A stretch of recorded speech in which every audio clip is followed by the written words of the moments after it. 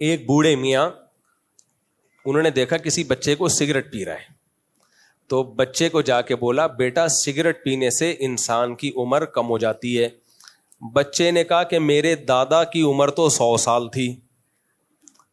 تو اس بوڑھے نے کہا کیا وہ سگریٹ پیتے تھے؟ اس نے کہا نہیں, وہ دوسروں کے کام میں ٹانگ نہیں اڑاتے تھے. جو سگریٹ پی رہا ہوتا تھا نا اس کو پینے دیتی. بچے کا غلط تھا الزام, کیونکہ بڑوں کی ذمہ داری ہے چھوٹوں کو سمجھائیں. میں اس سے یہ لیسن نہیں دے رہا کہ آپ بچوں کو روکیں نہیں سگریٹ سے, یہ بات غلط ہے. لیکن اس سے اتنی بات صحیح ہے کہ جو بھی دوسروں کے کاموں میں انٹرفیئر کرتا ہے نا, گھستا ہے, یہ غلط ہو رہا ہے, یہ صحیح, جائے تمہارا لینا دینا نہیں ہے یار. ابھی مولانا طارق صاحب نے سر کے بال لگوائے نا, مجھ سے کتنے لوگوں نے کہا آپ بھی کلپ ریکارڈ کروا دیں. کچھ لوگوں نے ریکارڈ بھی کروائے, اور ریکارڈ بھی کیسے کروائے کہ مولانا کو کیا ضرورت تھی اس عمر میں بال لگوانے کی. تو کسی نے نیچے کمنٹس کیے ہوئے تھے آپ کو کیا ضرورت تھی اگر لگوا لیا تو اس پہ ایک تبصرہ کرنے کی. میں نے کہا بڑا ٹائٹ تبصرہ کیا کسی نے. ان کا بال لگوانا ٹھیک تھا یا نہیں تھا, تو آپ کا تبصرہ کرنے کی بھی آپ کو ضرورت کیا تھی بھائی؟ ان کا پرسنل معاملہ ہے. مجھے بہت لوگوں نے کہا آپ کا, میں نے کہا میں پاگل ہوں کیا, میں فالتو بیٹھا ہوا ہوں میں؟ کوئی سر پہ بال لگوائے اس کی مرضی, بال اتروائے. ہاں میں ٹنڈ کے فضائل اور بالوں کے فضائل بیان کر سکتا ہوں جنرلی, کہ یہ جو خانقاہوں میں ٹنڈ کا رواج ہے کہ دہشت گردی کا جڑ سے خاتمہ کر دیا جاتا ہے, مجھے کم از کم پرسنلی یہ پسند نہیں ہے. لوگ سمجھتے ہیں کہ یہ سنت ہے, سنت بال رکھنا ہے, ٹنڈ کرانا سنت نہیں ہے. کرا لو کسی کو اچھا لگتا ہے, یا کوئی تربیت کے لیے کسی کی ٹنڈ کرا دے, کسی بچے میں زیادہ شو بازیاں آ رہی ہیں, پفیں بنا رہے ہیں, تو ابا کہتے ہیں دہشت گردی کو جڑ سے اڑا اڈا ہی تاکہ اس کی تربیت ہو, وہ ٹھیک ہے. تو خانقاہ میں اگر کوئی پیر و مرشد اپنے کسی مرید کو دیکھیں اس میں شو بازی کا عنصر بہت ہے, تو دہشت گردی کے جڑ سے خاتمے کے لیے وہ ٹنڈ کرا دیں تاکہ تیرے اندر جو شو مارنے کی عادت ہے وہ ختم ہو. تو وقتی طور پر یہ تربیت کے لیے ٹھیک ہے, لیکن اس کو لازمی حصہ بنا لینا, جیسے بعض لوگ اس کو دینداری سمجھتے ہیں, پورا گروپ جا رہے ہوتے ہیں, سب کی ٹنڈیں ہوتی ہیں, مخصوص ٹوپیاں, مخصوص کپڑے, تو یہ تو دھڑے بندی ہے بھائی. اسلام میں دھڑے بندی نہیں ہے, سب جیسے سارے مسلمان رہتے ہیں آپ بھی ویسے ہی رہو. کچھ دن پہلے ایک صاحب آئے, اتنے گہرے گھنے بال ان کے, اور پورے یہاں تک ایسا لگ رہا تھا, داڑھی بھی بڑی, تو مجھے لگا کہ کچھ جھاڑیوں سے کوئی بندہ جھانک رہا ہے. مونچھیں بھی بڑی بڑی, داڑھی بھی بڑی, بال بھی اتنے بڑے. میں نے کہا یار کوئی ڈر جائے گا رات کو کوئی دیکھ کے, تو تھوڑا چھوٹے کرو ان کو. کہہ رہے ہیں آپ نے بھی تو رکھے. میں نے کہا میرے سلکی بال ہیں اور ہلکے بال ہیں, اتنے جنگل نہیں نظر آتا. آپ کے تو بال ایسے ہیں کہ وہ کبوتر انڈے دے گا اس میں آ کے بھائی. تو بہت سے لوگوں کی میں نے خود ٹنڈ کروائی ہے کہ آپ مت رکھو, شریف آدمی لگو گے, چھوٹے بال رکھو آپ, اور جس سے پتہ نہیں کیا لگ رہے ہو آپ. سلکی بال ہوتے ہیں نا, یا تھوڑے سے ہلکے پھلکے گھنگریالے ہوں تو ٹھیک ہے. بعض لوگوں کے بال بہت زیادہ گھنے ہوتے ہیں, وہ پھر بہت بڑے رکھتے ہیں تو عجیب سے لگ رہے ہوتے ہیں. وہ پھر میرا حوالہ دے رہے ہوتے ہیں جی مفتی صاحب نے رکھے ہیں. بھائی شریعت کو فوکس کرو. ہم اگر ایک خاص لباس پہنتے ہیں تو وہ سنت نہیں بن جاتا. ہماری ایک پگڑی کا اسٹائل ہے تو وہ سنت نہیں بن جاتا. تو ہر آدمی کو جو لباس سوٹ کر رہا ہے, جیسے وہ اچھا لگ رہا ہے, وہ ویسا لباس پہنے. اس میں سب سے پہلے اپنے ماں باپ کی مرضی کو دیکھے, پھر بیوی کی مرضی کو دیکھے. شریعت میں بیوی کو خوش کرنے کا حکم ہے. اگر وہ چاہ رہی ہے کہ یہ والی ڈریسنگ آپ پہ اچھی ہے تو آپ وہ والی پہن لو. آپ بھی تو چاہتے ہو نا بیگم ہماری مرضی کی ڈریسنگ پہنے, تو عورت بھی چاہتی ہے کہ شوہر وہ والی پہنے جو جس میں مجھے اچھا لگے. وہ آپ نے پورا شامیانہ پہن لیا, پھر ٹنڈ کرا لی, تو بیوی کو کہاں اچھا لگے گا بھائی. وہ لگے گا ٹنڈے سے شادی تھوڑی ہوئی تھی میری, تو پورے پراپر آدمی سے شادی ہوئی تھی. تو خیر, تو اگر آپ چاہتے ہو کہ آپ کی عمر لمبی ہو, 100 سال عمر ہو, تو دوسرے کے کام میں ٹانگ بولو نہ اڑاؤ. ہاں نہیں علی المنکر ضرور کرو. کوئی غلط ہو رہا ہے, آپ سے پوچھا جا رہا ہے, آپ بتا دو غلط ہے. میں ایک مثال دے کے بیان کو ختم کرتا ہوں, جس سے آپ کو پتا چلے گا کہ مثالوں سے نا بات اچھی طرح کلیئر ہو جاتی ہے. ہمارے شیخ حضرت مفتی رشید احمد صاحب رحمہ اللہ تعالی ایک مدرسے میں ٹیچر تھے. سندھ کا کوئی مدرسہ تھا. تو اجلاس تھا بقرعید سے پہلے, سارے علماء جمع ہوئے ہوئے تھے. اجلاس میں یہ طے پایا کہ بقرعید میں جانوروں کی کھالیں جمع کرنے کا کام ہم نے طلبہ کے ذمے لگانا ہے. تو طلبہ کو ہم مختلف جگہوں پہ بھیجیں گے, وہاں سے کھال لے آؤ, وہاں سے کھال لے آؤ. تو اس کی تشکیلات ہو رہی تھی, مشورے چل رہے تھے. ہمارے جو شیخ حضرت مفتی رشید احمد صاحب تھے وہ اس مدرسے میں ایک سینئر ٹیچر تھے, وہ چپ بیٹھے ہوئے تھے, ایسے نا بالکل خاموشی سے بیٹھے, مشورے چل رہے ہیں, اس کو فلاں جگہ بھیجو, اس کو یہ بھیجو, اس کو یوں کرو, اس کو یوں کرو, پوری بحث ہو رہی ہے, حضرت چپ. کافی دیر بعد کسی نے پوچھا کہ حضرت آپ کی کیا رائے ہے اس بارے میں, کس کی کہاں تشکیل ہونی چاہیے؟ حضرت نے فرمایا میں اس عمل کو جائز ہی نہیں سمجھتا, بس چپ. یعنی طلبہ کو اس طرح سے کھالیں لینے کے لیے بھیجنا, اس سے دین کے علم کی حضرت کے خیال میں توہین ہے, کہ چندہ مانگنے کا یہ طریقہ مناسب نہیں ہے. حضرت کی یہ رائے تھی کہ طلبہ جائیں لوگوں کے گھروں سے کھالیں لے کے آئیں. ہمارے حضرت کا استغنا ایسے تھا کہ ایک آدمی نے فون کیا کہ حضرت میں نے جانور ذبح کیا ہے, تو اس کی کھال جو ہے نا, کھال کے لیے کوئی بندہ بھیج دیں آپ. حضرت نے فرمایا آپ خود ہی بندے بن جائیں تھوڑی دیر کے لیے. یعنی حضرت کو اس پہ غصہ آتا تھا کہ ہم یار ہم اس کام کے لیے رہ گئے, تمہارے یہاں سے گھر سے جا کے کھالیں اٹھا کے لائیں, یہ علماء کے وقار کے خلاف ہے. تو حضرت کا خیال یہ تھا کہ یہ جو طالب علم ہے یہ بھی کب عالم بنیں گے تو یہ ان کے وقار کے خلاف ہے, ان کو ایسے ذلت والے کاموں میں لگایا تو ان کی مینٹلی گروتھ نہیں ہوگی, یہ چھوٹے کے چھوٹے, ہر وقت پھر یہی رہے گا, وہاں سے بکرے کی کھال مل جائے, وہاں سے دمبے کی کھال مل جائے, وہاں سے جو ہے نا 5 روپے مل جائے, وہاں سے 10 روپے مل جائے. حضرت کی رائے تھی, وہ غلط بھی ہو سکتی ہے. تو حضرت کا استغنا یہ تھا کہ یہ طریقہ ٹھیک نہیں ہے.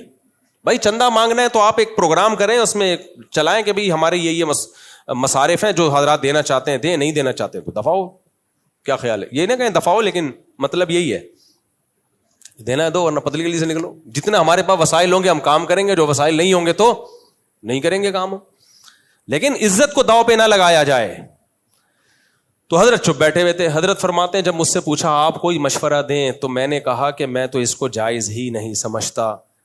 تو جس نے پوچھا اس نے کہا میرا بھی یہی خیال تھا, آپ اس لیے چپ ہیں. بس اس کے بعد سب نے مشورے شروع کر دیے. حضرت فرماتے ہیں دیکھو میرا فرض ادا ہو گیا, میں نے صرف ایک دفعہ کہہ دیا کہ میں اس کو جائز نہیں سمجھتا. یہ نہیں کہ میں اس مجلس سے اٹھ کے بائیکاٹ کیا, جا رہا ہوں میں, تم لوگ طلبہ کو ذلیل کر رہے ہو, بند کرو یہ مدرسہ, اور پھر پورے سال محتمم اور طلبہ کے خلاف مہم چلانا شروع کر دیو. بھائی ایسا نہیں ہوتا. آپ وہ مدرسہ چھوڑ کے کہیں اور جاؤ گے, ہو سکتا ہے وہاں یہ والی خرابی نہ ہو, کوئی دوسری گڑبڑ ہو, کسی اور ادارے میں جاؤ گے. حضرت فرماتے تھے اس طرح لوگ مدرسے تبدیل کرتے ہیں, آخر میں کہتے ہیں سارے ادارے ایسے ہی ہیں, میں اپنا ادارہ بناؤں گا. پھر حضرت نے نام لے کے بتائے تھے ان اداروں کے, میں تو نہیں بتا سکتا. کہا پھر انہوں نے ادارے بنائے کہ ہم سب سے اچھا بنائیں گے, بنایا ایسا جو سب سے بدتر تھا. نہیں آئی بات سمجھ میں؟ یہ والے ٹھیک نہیں ہے, میں ٹھیک بناؤں گا. تو جو بنایا نا وہ ایسا تھا کہ وہ بالکل ہی کسی کام کا نہیں تھا وہ. تو اس لیے اجتماعی نظم میں کچھ نہ کچھ آڑا ترچھا ہوتا ہے. آپ کا کام ہے مفتی رشید احمد صاحب رحمۃ اللہ علیہ کی طرح ایک دفعہ بتا دیں کہ یہ ٹھیک نہیں ہے, بس آپ کا فرض کیا ہو گیا آدھا, پتلی گلی سے نکل لیں آپ. لیکن کہاں بھائی ایسا تحمل مارکیٹ میں نہیں ہے. ہر آدمی فنٹر بنا ہوا ہے, اور ہر آدمی بس, ہاں کچھ غلطیاں ایسی ہوتی ہیں جو آپ کے لیے قابل برداشت نہیں ہوتی. اس کا پھر طریقہ یہ ہے کہ 2-3 دفعہ بتا دو, مان جائیں ٹھیک ہے, نہیں تو پھر جگہ چھوڑ دو. آپ بولے بھائی پھر اب یہ میرے لیے برداشت سے کیا ہو گیا ہے, باہر ہو گیا. مثال کے طور پر اس کی بھی ایک مثال دوں. ہمارے حضرت مفتی رشید احمد صاحب کو ایک کتاب دی گئی پڑھانے کے لیے مدرسے میں. حضرت کا خیال یہ تھا کہ یہ کتاب جو ہے یہ ٹھیک نہیں ہے, یہ نہیں ہونی چاہیے مدرسے میں, اس کا کوئی فائدہ نہیں ہے, ٹائم ویسٹنگ ہے. اب بار بار جب اصرار کیا گیا تو حضرت نے فرمایا میں نہیں پڑھا سکتا, مجھے آپ نکال دیں یہاں سے, میں یہ نہیں پڑھا سکتا, یہ میرے میں استطاعت نہیں ہے اس کے پڑھانے کی. میں سمجھتا ہوں پورے سال میرا بھی ٹائم ضائع ہوگا اور طلبہ کا بھی ٹائم ضائع ہوگا. تو جب میں کتاب کو صحیح نہیں سمجھتا, مجھے کسی اور کو دے دے تو میں چپ بیٹھا رہوں گا. یہ نہیں ہوگا کہ کوئی اور پڑھائے تو میں طلبہ کا دماغ خراب کروں, یہ کتاب فضول ہے, پھر اس سے نظام خراب ہوتا ہے.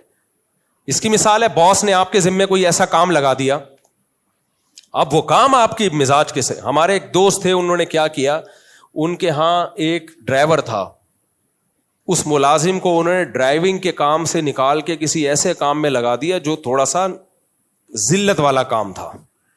جو سمجھو گٹر صاف کرنے پر لگا دیا. فرض کرو کام کوئی اور تھا, لیکن میں اس کی ڈیٹیل میں نہیں جاؤں گا. اس کا میٹر گھوم گیا, یار میں ڈرائیونگ کرتا تھا, مجھے بھنگی والا کام میرے ذمہ لگا دیا. تو وہ کیا ہوا ہے ان کے, یعنی یوں سمجھیں کہ قتل پہ جا کے معاملہ ختم ہوا ہے. اتنی دشمنیاں بڑی ہیں. اب بھائی تو باس کو تو نے قتل کر دیا, اس سے بہتر نہیں تھا تو ریزائن دے دیتا کہ سر میں یہ کام نہیں کر سکتا. بس وہ دل میں نا نفرت لے کے بیٹھ گیا کہ یار میری انسلٹ ہو رہی ہے, میں پہلے ڈرائیور تھا, پہلے بھی ملازم تھا, اب بھی ملازم ہے, مجھے گٹر صاف کرنے پہ لگا دیا. بھائی تم سیدھا سیدھا اس کو لکھ کے دے دو کہ سر یہ مجھ سے نہیں ہو سکتا ہے وہ آپ کی جاب چینج کر دے, اس کو کیا پتا آپ گٹر صاف کرنے پر لگ گئے, وہ سمجھ رہے کہ یار خوشی خوشی کر رہا ہے. تو ایسے موقع پہ ایک دفعہ اپنی رائے کا بھرپور طریقے سے اظہار کر دیا جائے کہ it isn't possible for me to do this. English میں کہو گے, گوگل سے ٹرانسلیٹ کر کے دیکھے گا, وہ اثر زیادہ ہوگا اس کے اوپر. اردو میں بولو گے تو نہ ڈرے گا نہ کوئی زیادہ اثر لے گا, انگلش میں بولو گے تو سمجھے گا کہ یار یہ تو کوئی بہت ہی اوپر لیول کی چیز ہے. یہ بھی ایک سیاست ہے آج کل. کوئی بات کسی کو, میں نے ایک بیان کیا ڈاکٹر فرحت ہاشمی سے متعلق, وہ لوگوں نے مجھ سے پوچھا تھا, میں نے کہا بھائی وہ مفتی نہیں ہے, ویسے ان کی لیکچروں سے بہت فائدہ ہوا ہے, مسائل کا علم ان کے پاس نہیں ہے. اتنے لوگوں کے نیگیٹو کمنٹس, کسی نے لکھا ہے تجھ سے زیادہ پڑھی لکھی ہیں وہ, یہ مفتی تجھ سے زیادہ پڑھی لکھی ہیں. ہمارے ہاں پڑھا لکھا پتہ ہے کسے کہتے ہیں؟ جس کو انگلش آتی ہو.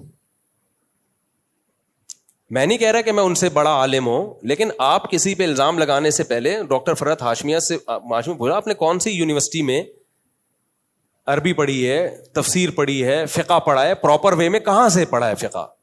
ٹھیک ہے آپ کو درس قرآن آتا ہے اور ہم ان کی خوبی کو مان رہے ہیں, اس کی وجہ سے بہت ساری لڑکیوں نے پردہ کیا ہے, لیکن کسی کو کل بنا دینا, ہمیں آپ جاہل کہو. ملک کے سارے علماء جاہل ہو گئے جو اتنے 20-30 سالوں سے مدرسوں میں بخاری پڑھا رہے ہیں, فقہ پڑھا رہے ہیں, قرآن پڑھا رہے ہیں, سب کے مقابلے میں ایک خاتون کے فتوے کو ترجیح دینا, یہ عقیدت میں غلو ہے.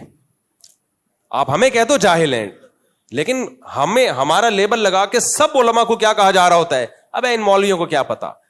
تو وہ پڑھا لکھا ہونا ہماری نظر میں پتا ہے پاکستانی کس کو, جس کو انگلش کے کچھ الفاظ بیچ میں آ گئے آپ کی اسپیچ میں, لوگ کہتے ہیں یار ایجوکیٹڈ پڑھا لکھا آدمی ہے. بھائی پڑھا لکھا ہر فیلڈ کا الگ ہوتا ہے. ڈاکٹروں کا پڑھا لکھا وہ ہوتا ہے جو میڈیکل سائنس میں ماہر ہو, جتنی مرضی انگلش بولتا ہو.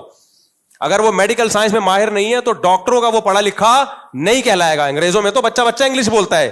میں امریکہ کینیڈا میں ایک سے ایک جاہل سے ملا ہوں جو فرفر انگلش بول رہا ہے, کخ بھی نہیں آتا ان کو.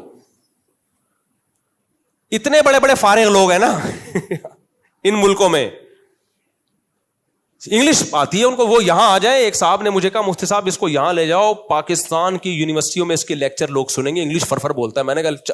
میں نے بولا تو آ جا ہمارے ساتھ, میں یونیورسٹی میں تیرے لیکچر کرواؤں گا, 2-4 مضمون میں تجھے لکھ کے دوں گا, وہ رٹا لگا کے یاد کرنا انگلش میں. لوگ کہیں گے آج نہ ڈاکٹر اسرار, نہ ڈاکٹر ذاکر نائک, نہ مفتی تقی عثمانی, اگر کوئی ہے تو یہ ہے, حالانکہ وہ بالکل کیا ہوگا, فارغ.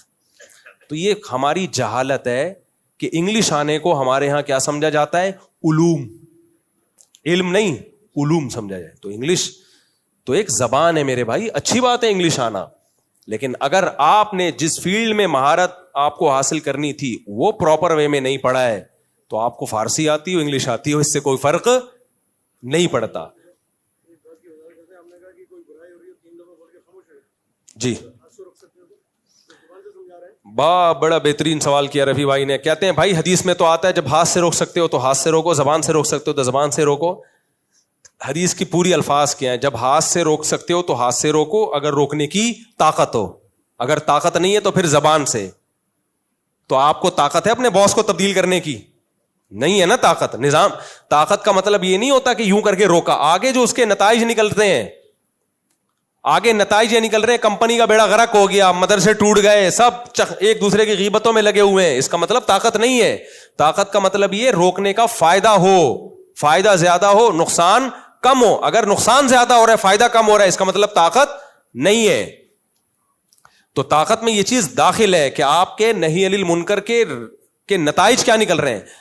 ابراہیم علیہ السلام اپنے باپ کو زبردستی روک سکتے تھے, ہاتھ پکڑ لیتے ان کا, لیکن رزلٹ کیا نکلتا, پورا خاندان ٹوٹ جاتا اور دشمنیاں بڑھتی. تو بھائی یہ مطلب یہی ہے کہ طاقت نہیں ہے, تو اس کے سائڈ افیکٹ زیادہ ہوں. تو اس لیے پھر زبان, اور زبان سے بھی اگر آپ کا خیال ہے کہ میں نے جب بولا تو اس کے منفی پہلو زیادہ نکلیں گے تو پھر بولنے پر بھی پابندی ہے.